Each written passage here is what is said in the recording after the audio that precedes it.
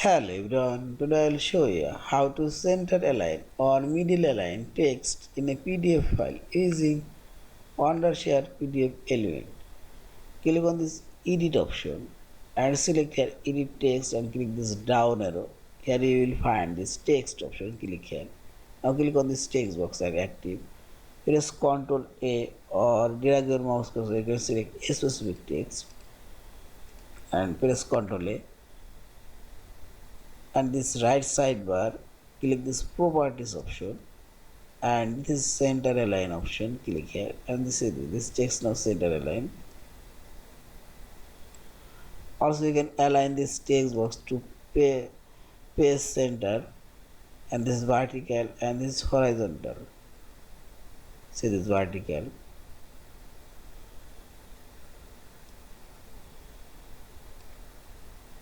and this on horizontal, and see this.